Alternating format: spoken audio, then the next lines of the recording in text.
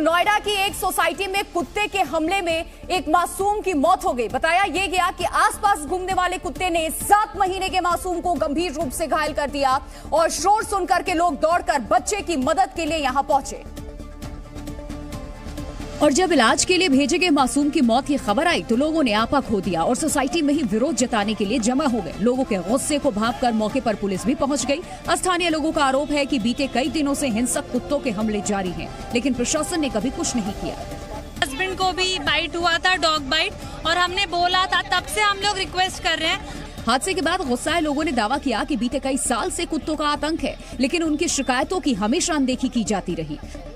4 साल से ये आवारा कुत्ते जो है सोसाइटी में, और यहाँ पे ऐसा लगता है जब कोई कंप्लेन की जाती है तो कुत्ते की जान ज्यादा प्यारी है इंसान की जान से।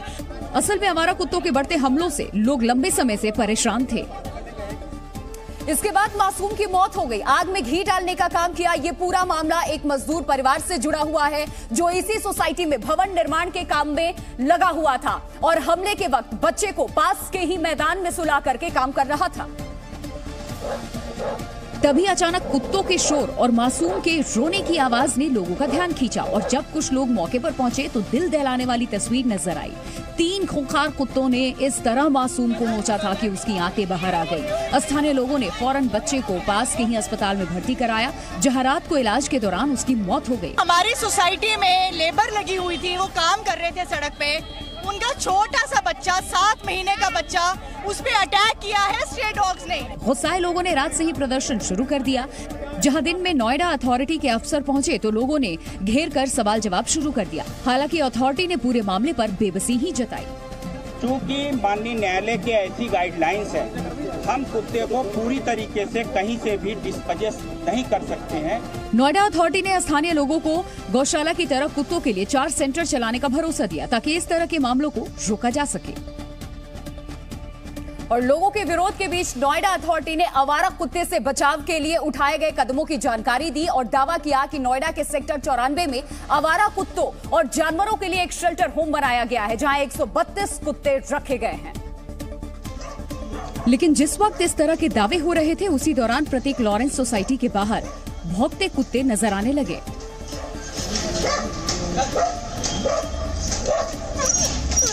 भद पिटने से बचने के लिए अथॉरिटी ने गाड़ियों के साथ कुत्तों को पकड़ने वाला दस्ता बुलवाया और स्ट्रीट डॉग की धरपकड़ शुरू की गई। जाल की मदद से कुत्तों को पकड़कर शेल्टर होम भेज दिया गया। इस बीच सोसाइटी के लोगों ने हिंसक कुत्तों से बचने के लिए कुछ तरीकों पर विचार किया और उन्हें खाना देने के लिए सोसाइटी के बाहर एक जगह तय कर दी। और यूक्रेन के कई शहरों में पिछले हफ्ते किए गए हमलों के बाद एक बार फिर से रूस ने वहां की राजधानी कीव पर धावा बोल दिया। यूक्रेन ने दावा किया कि रूस के इन ताजा हमलों में ईरानी शाहेद ड्रोन्स का भी इस्तेमाल किया गया है, जिसकी वजह से कई इमारतों में आग लग गई। एक अपार्टमेंट के कई ब्लॉक तबाह हो गए जबकि एक नॉन रेजिडेंशियल बिल्डिंग भी शोले में घिर गई। यही नहीं, आसमान धुएं के गुब्बार से भर गया। इस बीच मलबे में दबे लोगों को बाहर निकाला गया और बाकी बचे लोगों को शेल्टर होम की ओर रुख करना पड़ा।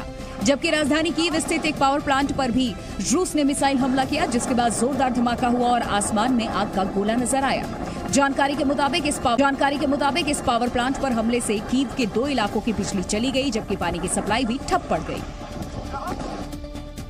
तो रूस यूक्रेन युद्ध को 8 महीने होने वाले हैं। दोनों तरफ से हजारों सैनिक इस जंग में अपनी जान गंवा चुके हैं, लेकिन इस बीच एक यूक्रेनी महिला स्नाइपर ने फ्रंट लाइन पर शादी रचाई है। महिला स्नाइपर ने एक यूक्रेनी सैनिक से शादी की और दोनों ने फ्रंट लाइन पर एक दूसरे के साथ जीने मरने की कसम भी खाई। इस दौरान यूक्रेनी सैनिक जहां आर्मी की यूनिफॉर्म में दिखा तो वहीं महिला स्नाइपर व्हाइट गाउन में नजर आई। एक तस्वीर में तो वो बंदूक थामे हुए भी दिखी है। महिला स्नाइपर ने अपनी शादी की तस्वीरें खुद इंस्टाग्राम पर शेयर की।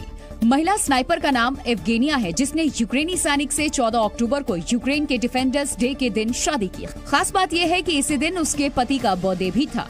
महिला स्नाइपर और यूक्रेनी सैनिक की मुलाकात युद्ध शुरू होने के बाद हुई और देखते ही देखते ये मोहब्बत में तब्दील हो गई। अगस्त 2022 में दोनों ने सगाई कर ली और अब वो शादी करके जीवन भर के लिए एक दूसरे के साथी बन गए हैं। और गुजरात के वडोदरा में हाईवे पर एक बस और ट्रक की भीषण टक्कर हो गई और इस हादसे में 6 लोगों की मौत भी हो गई है जबकि 15 लोग घायल हुए हैं।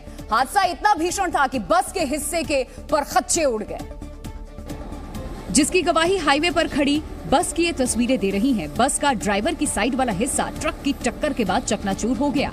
हादसे के बाद इलाके में चीख पुकार मच गई। बस का मलबा भी सड़क पर दूर तक बिखरा नजर आया। घटना की सूचना मिलते ही पुलिस की टीम वहां पहुंची और एम्बुलेंस बुलाकर घायलों को अस्पताल पहुंचाया गया। ट्रक और बस की टक्कर में 6 लोगों की जान चली गई। कुल 6 मृत्यु हुआ है और 15 लोगों की सारवार चालू है। बताया जा रहा है कि बस ड्राइवर ने तेज रफ्तार में ट्रक को ओवरटेक करने की कोशिश की, लेकिन नियंत्रण खो देने की वजह से यह हादसा हो गया।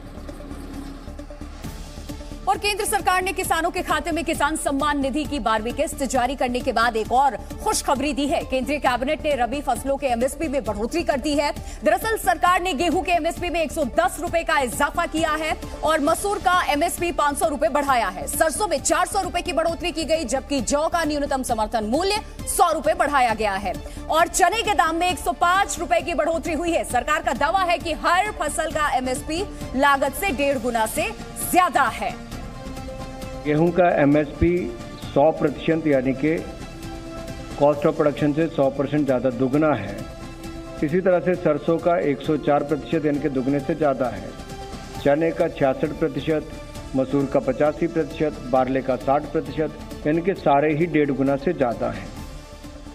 पीएम मोदी अयोध्या में दीपोत्सव में शामिल होंगे।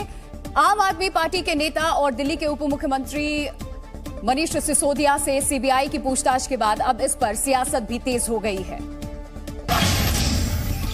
पीएम मोदी दिवाली के मौके पर अयोध्या का दौरा करेंगे। पीएम 23 अक्टूबर को अयोध्या दीपोत्सव में शामिल होंगे। पीएम श्री राम जन्मभूमि पर रामलला के दर्शन करेंगे, जिसके बाद वो श्री राम जन्मभूमि तीर्थ क्षेत्र साइट का अवलोकन करेंगे।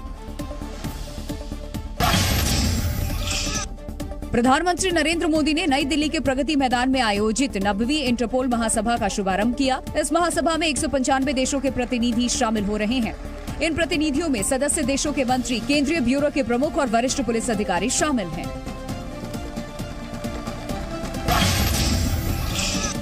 प्रधानमंत्री मोदी 19 और 20 अक्टूबर को गुजरात के दौरे पर रहेंगे। पीएम कल डेफ एक्सपो 2022 का उद्घाटन करेंगे। साथ ही पीएम मोदी राज्य में 15,000 करोड़ रुपए की लागत से बनाई गई कई परियोजनाओं का लोकार्पण और शिलान्यास करेंगे।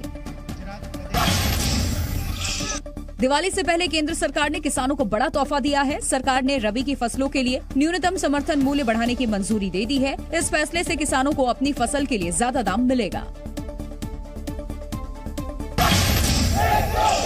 कानपुर में अग्निवीर योजना के तहत 20 अक्टूबर से भर्ती प्रक्रिया शुरू होगी। भर्ती प्रक्रिया 13 जिलों में शुरू होगी, जिसमें 10,000 से ज्यादा अभ्यर्थी शामिल होंगे।